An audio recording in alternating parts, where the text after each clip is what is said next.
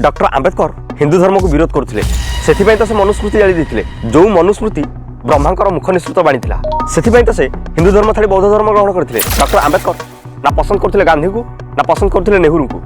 से स्वाधीनता संग्राम जोग देते आज जदि भारत पाकिस्तान अलग है आंबेडकर भी हाथ रही एत सब पर भी भीमराव आंबेडकर जड़े पछुआ वर्गर लोकटे सी पुणी केमती संविधान लिखिले या पछर कारण कौन भारत में एमती कौन राजनैतिक दल ना जे भीमराव आंबेडकर को सम्मान करूना